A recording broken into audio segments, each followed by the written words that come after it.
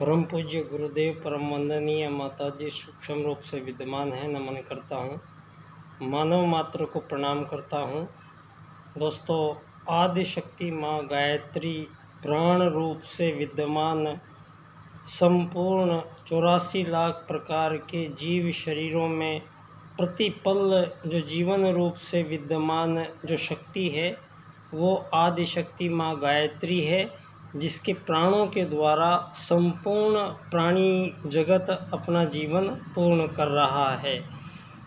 दोस्तों, यहाँ आज दुनिया में जो आज के हालात और स्थितियाँ हम ये 21वीं शताब्दी जिसको कहा जा रहा है, इसमें दोस्तों हम जो मानव है आज काफ़ी वक्त लगभग 51 साल यहाँ पर मैंने बिताए हैं और जिनमें से 25 साल मेरे यहाँ परम पूज्य गुरुदेव के निर्देशन में दोस्तों पंडित दीनदयाल उपाध्याय जी की जन्मस्थली धानक्या स्टेशन, जयपुर, राजस्थान। दोस्तों, यहाँ विषय है आज संसार में जो हालात पैदा हो गए हैं और सारे संसार में मुख्यतः जो स्पष्ट ऐसा खतरा पैदा कर दिया गया है, ये संकट दोस्तों पर्यावरण के नाम पर आपने अब मानव को पर्यावरण की जो परिभाषाएं हैं वो बदलने वाली हैं। आज दोस्तों ये एक ऐसा अनमोल अद्भुत ये धरती नामक ग्रह को बनाया गया है उस परम सत्ता परमात्मा ने, जिसने संपूर्ण ब्रह्मांड की संरचना की है। और संपूर्ण ब्रह्मांड का दोस्तों कोई आकार नहीं है, ये इसको कोई नाप नहीं सकता है। ये अनंत है और अनंत ही वो परमात्मा है। और दोस्तों सनातन यहाँ पूरे ब्रह्मांड में वो सनातन केवल परमात्मा है जो हमेशा हर जगह हर कभी भी पाया जाता है, वो परमात्मा है। और दोस्तों परमात्मा जो है वो कंपनों के रूप में है, रेडिएशन के रूप में है, तरंगों के रूप में है। जो परमात्मा का रियल जो अस्तित्व है दोस्तों हमारे वेद में पहले ही लिख दिया गया है, शब्द ही ब्रह्म है। तो यहाँ शब्दों का जो यहाँ आविष्कार किया गया है, यहाँ मानव जो धरती पर प्रथम मानव आए हैं दोस्तों, अब ये भी स्पष्ट हो गया है दुनिया के सामने जो पिछले 2500 साल से संपूर्ण मानव जातियों को सारे संसार में इस पिछली 20वीं शताब्दी के दौरान मानवों को इतना दिशा भ्रमित किया गया है कि जिसकी कोई भी लिमिट नहीं है। दोस्तों यहाँ पर जो ये पहले तो सबसे बड़ी जो चीज़ मानव के सामने अड़चन है धरती पर, वो है इन आज़ाद देशों की लड़ाइयाँ। दोस्तों यहाँ पर मानवों को एक दूसरे का कत्लेआम करते हुए यहाँ हज़ारों साल बीत रहे हैं, लेकिन जो ये जारी है कार्यक्रम। और जब भी कोई मानव जन्म लेके हम लोग आए हैं तो दोस्तों यहाँ पर इतनी छोटी सी उम्र में जो भी यहाँ पर पता लगता है, तो सबसे पहले पता लगता है कि ये जो आज़ाद, हमें नहीं पता था, हमारे जो पूर्वज थे वो लोग जानते थे, तब उनको ये शब्द दिया गया, आज़ादी शब्द दिया गया।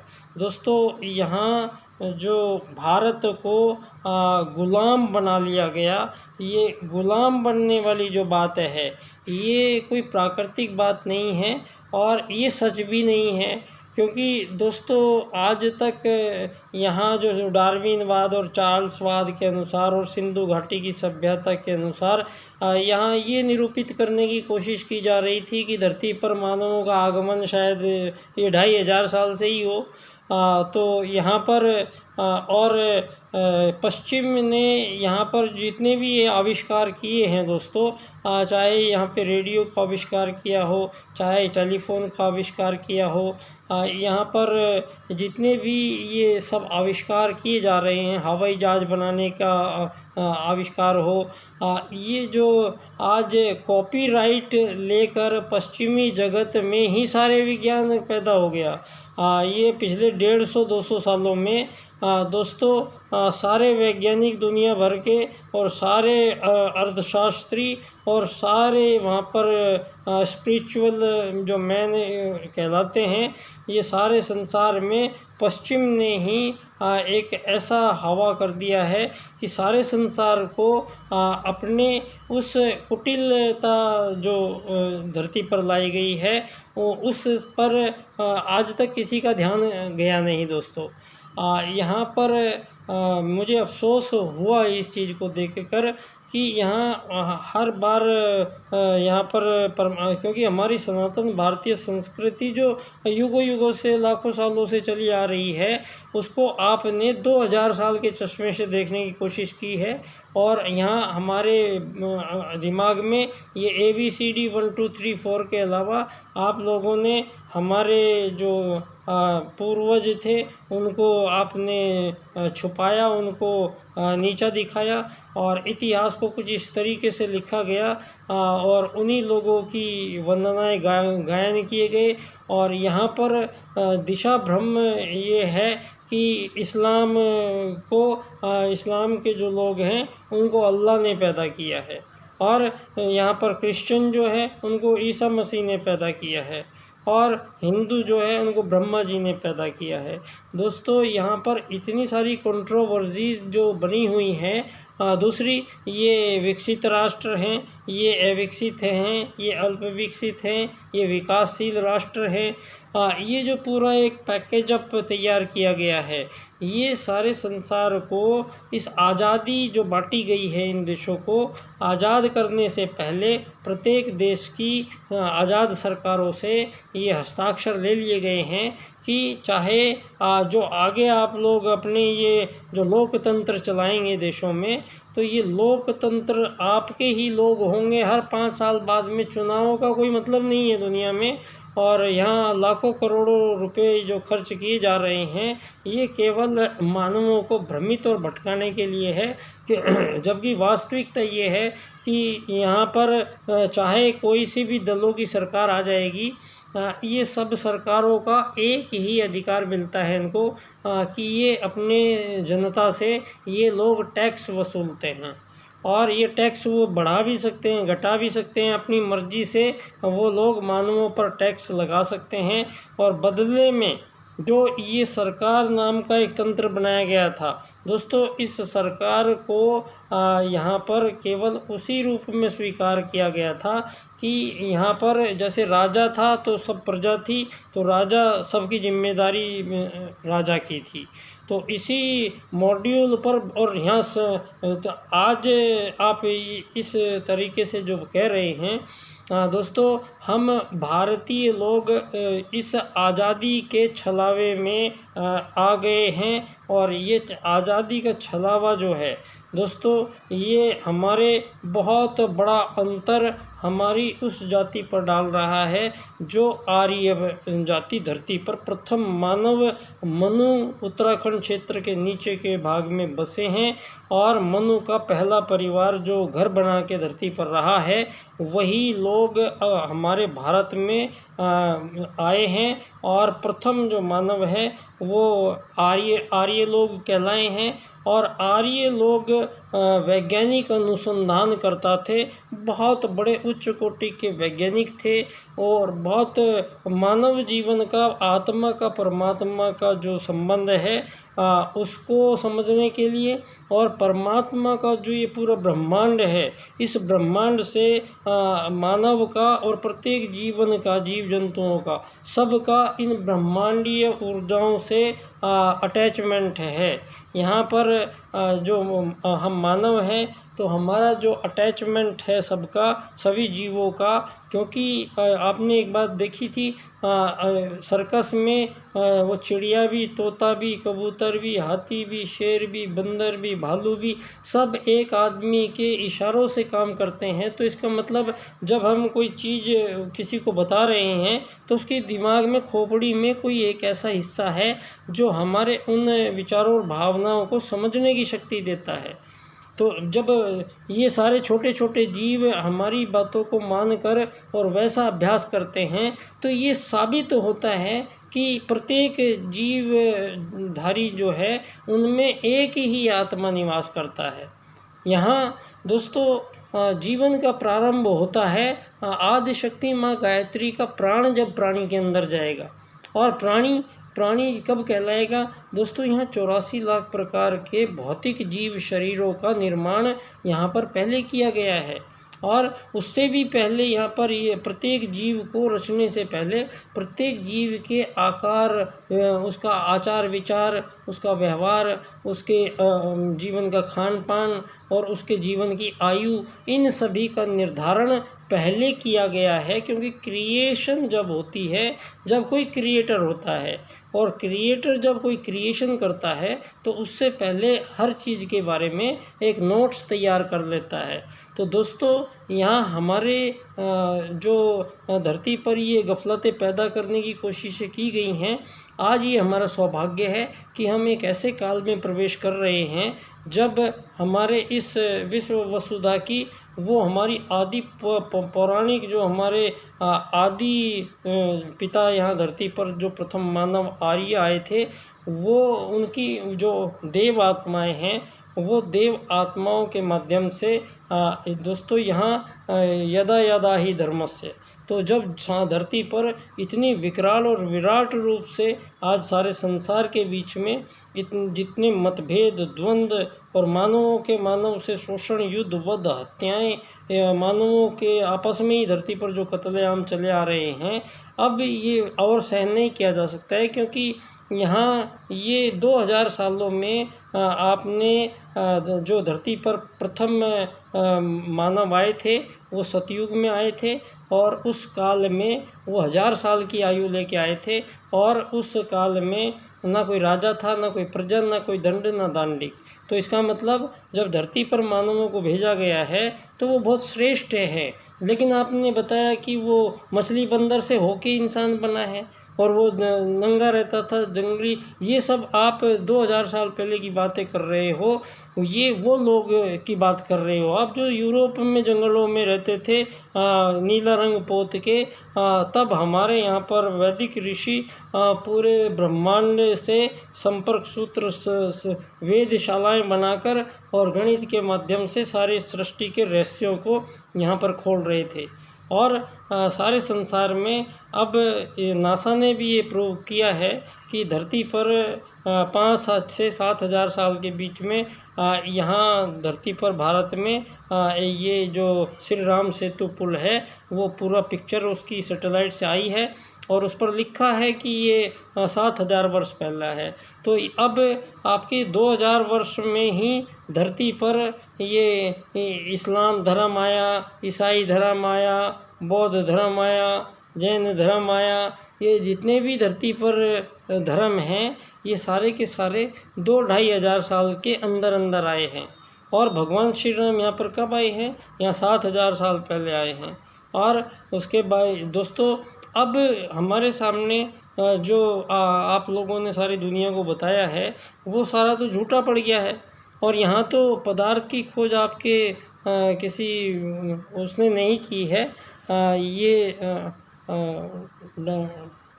दोस्तों पदार्थ की खोज बहुत पहले ही महर्षि कणाद ने पूरे एक साहित्य विस्तार पूर्वक लिखा है।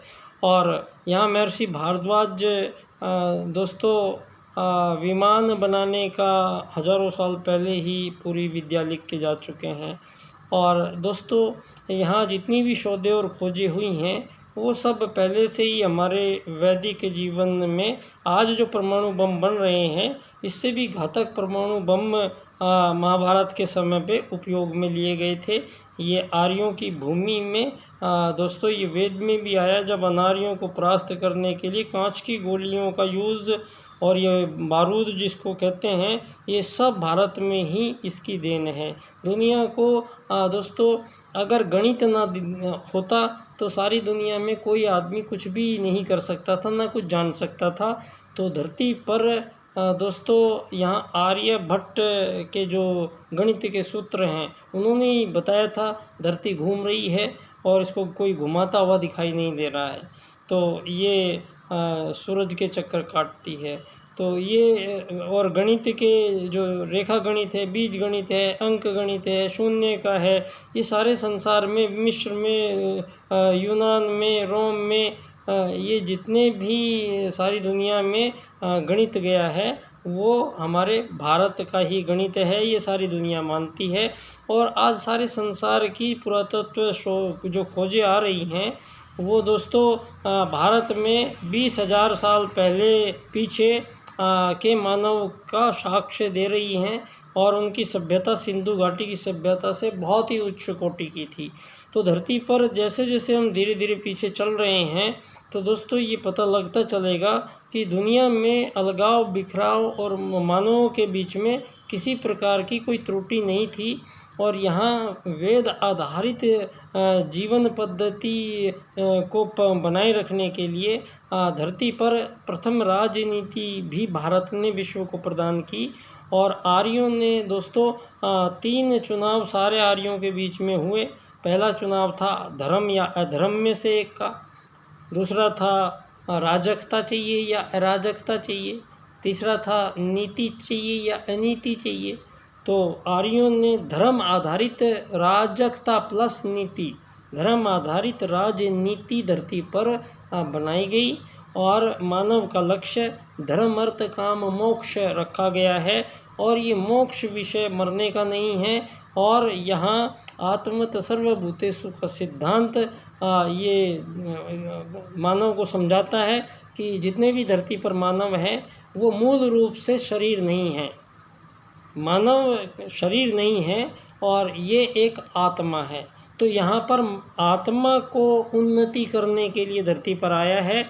इस शरीर को आनंद देने का सारी ज़िंदगी भर ये अधूरे जरा से जीवन के लिए मानवों को सारे महत्वपूर्ण जीवन को इस धन के चक्कर में, इस अमीर गरीब मालिक नौकर बनाने के चक्कर में ये हज़ारों सालों से ही मानव का कत्लेआम जारी है।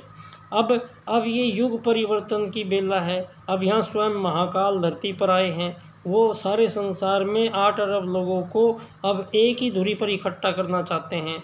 और सारे संसार से ये अमीर गरीब मालिक नौकर का जितना भी जंजाल फैलाया गया है, ये सारा रायता समेटने का प्रबंध परम पूज्य गुरुदेव ने पहले ही कर दिया था। और उन्होंने दोस्तों, क्योंकि युग परिवर्तन होगा तो विश्व में राजनीति का प्रभाव आज सारी दुनिया में सबसे ज़्यादा है। तो राज की नीति के पुनर्निर्धारण का काम अगर गुरुजी ना करते तो फिर कौन सोचेगा करता। लेकिन यहाँ आप लोगों से मैं एक छोटी सी कड़ी जो आपसे मिस हो गई है, उस कड़ी को आप लोग दोबारा जोड़ने की चेष्टा कीजिए। दोस्तों, पंडित दीनदयाल उपाध्याय जी परम पूज्य गुरुदेव से 6-7 साल, 8-9 साल छोटे थे। और परम पूज्य गुरुदेव भी उपाध्याय थे और दीनदयाल जी भी उपाध्याय थे। और आगरा ज़िले में ही परम पूज्य गुरुदेव का आंवलखेड़ा गांव था। और आगरा ज़िले के ही चंद्रभान नंगला के थे पंडित दीनदयाल उपाध्याय जी।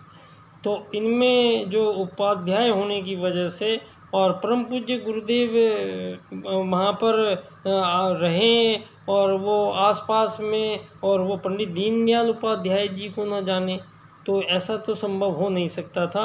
इसीलिए इस विषय पर पंडित दीनदयाल उपाध्याय जी का जो जीवन था दोस्तों, ये न राजनीति वालों की समझ में आया और न ये अभी तक इनके जो सूत्र हैं उन पर गौर नहीं किया गया। क्योंकि अभी तक ये कड़ी ये अचानक अनायास ही मुझे प्राप्त हुई है।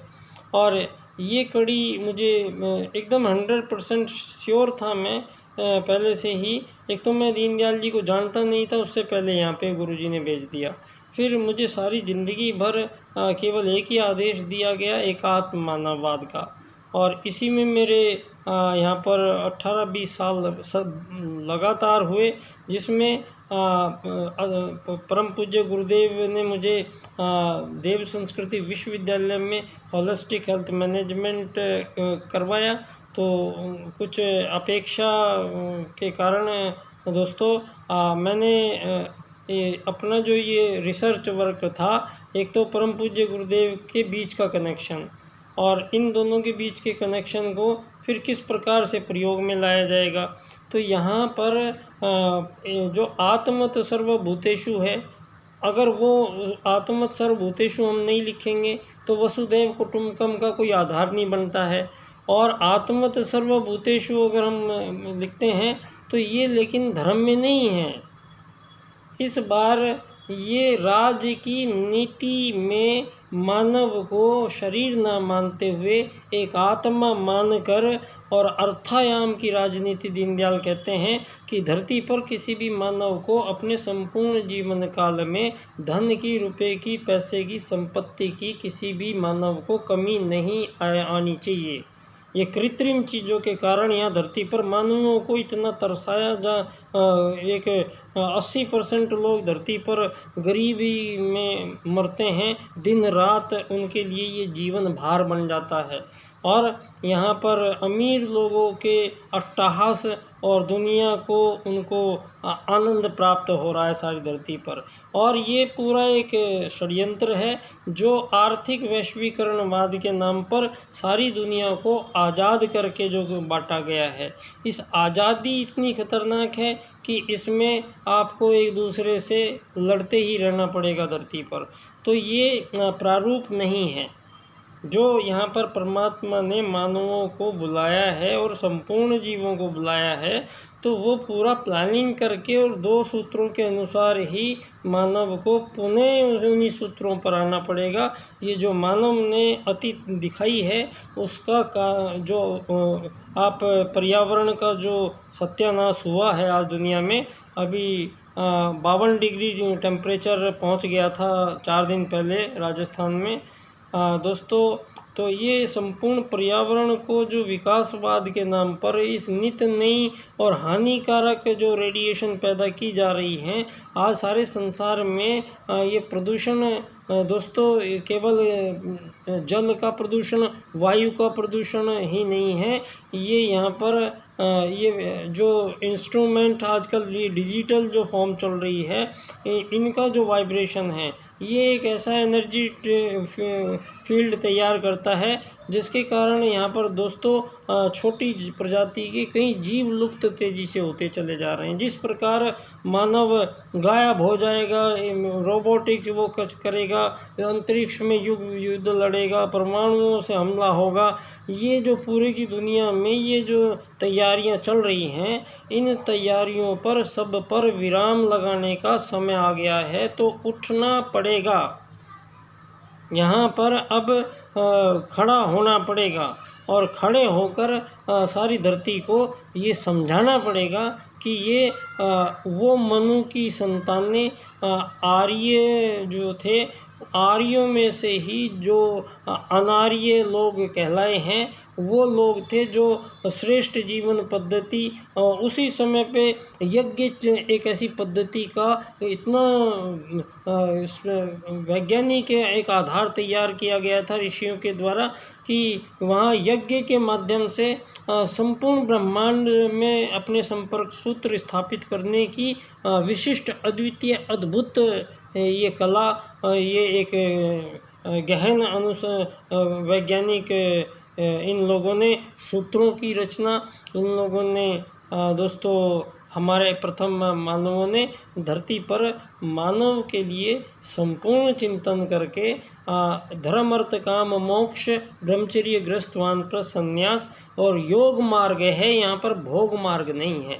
यहाँ 5 इंद्रियों को सुख देने का नाम ही धरती पर, उससे मानवों का कुछ भला नहीं हो रहा है। यहाँ उल्टे इन अत्यधिक पदार्थों के कारण नित नई दुनिया समस्याओं से घिर रही है और सारी दुनिया में जो आहार खिलाया जा रहा है मानवों को, उससे विशेष ऐसे केमिकल्स पैदा किए जा रहे हैं जिससे मानवों के अस्तित्व का, मानव की संपूर्णता का, मानव की महामानवता बनने की काबिलियतों का उनको सुला दिया जाता है। और इस प्रकार से ये अमीर गरीब का जो मालक में ये खड़ा किया गया है, ये इस बार सारा निराकरण पंडित दीनदयाल उपाध्याय जी के 4 सूत्र आर्थिक लोकतंत्र द्वारा अर्थायाम आधारित एकात्म मानववाद की स्थापना से अंत्योदय की प्राप्ति, इस विषय पर मेरा व्याख्यान 25 सितंबर को धानक्या स्टेशन जयपुर राजस्थान में पंडित दीनदयाल उपाध्याय जी की जन्मस्थली पर आप सभी लोग पधारिएगा। और ये तय है कि इस विश्व को एक नई राज्य की नीति मिलने वाली है, और वो 2 सूत्र हैं, जिनमें से एक सूत्र है आत्मत सर्वभूतेषु का, जो गुरुजी ने दीनदयाल जी के माध्यम से राज्य की नीति में स्थापित करना है। और वसुधैव कुटुंबकम, दोस्तों ये सारे संसार के मानवों के बीच सारी जड़ जो हैं, उन जड़ों को हटाया जाएगा। वो जड़ है धरती पर सीमा रेखाएं खींचकर अवैध कब्जे किए हुए धरती पर, और जो कब्जे में जो पदार्थ आ गए, तो कोयला तेल आ गया, उस पर उन्हीं लोगों ने अपना कब्जा कर लिया है और दूसरे मानवों को दिया नहीं जा रहा है। अब ये नहीं चल सकता है, ये बहुत 1000 साल हो गए हैं। अब यहाँ पर केवल वही विचार चलेंगे जो परमात्मा द्वारा संचालित नियमों के अनुरूप मानव को श्रेष्ठ महामानव बनाते हों। अगर मानव यहाँ दुर्गंध पैदा करता है, मानव यहाँ पर ये भोगी को कुमार्गी सारी दुनिया को नशेड़ी बनाया जा रहा है, इस प्रकार के मानव जो दीनहीन याचक की दुनिया में, और जरा से भी जो आगे का पर्यावरण है, सारी आगे की पीढ़ियों के लिए हम लोगों ने सब कुछ अंत कर डाला है, और सारी धरती को और सारी वृक्ष वनस्पति संपूर्ण प्रजातियों को जो अंतिम युद्ध की तैयारी चल रही है नष्ट करने के लिए। अब ऐसे में यहाँ पर परम पूज्य गुरुदेव ने तनिक भी घबराने की जरूरत नहीं है। स्वयं महाकाल का आश्वासन है, सारी धरती के संपूर्ण मानव को एक ही धुरी पर इकट्ठा होना है, और वो सूत्र है एकात्म मानववाद से समग्र व संपूर्ण वैश्वीकरणवाद, टोटल एंड कंप्लीट ग्लोबलाइजेशन होना चाहिए दुनिया में। अब ये मेरा विचार है। इन विचारों पर मैं दोस्तों सतत आपसे बना रहूँगा आपके बीच में। मैं एकात्म मानववाद को समर्पित बाल्यकाल सेवा संस्थान पिछले 15-16 वर्ष से हम एकात्म मानववाद को समर्पित करके यहाँ बच्चों के माध्यम से निःशुल्क कोचिंग, गेम्स, कल्चरल एक्टिविटीज़ यहाँ पर हमने 15 वर्ष निरंतर ये कक्षाएं हम चलाते हैं। और बाल्यकाल नाम परम पूज्य गुरुदेव की ही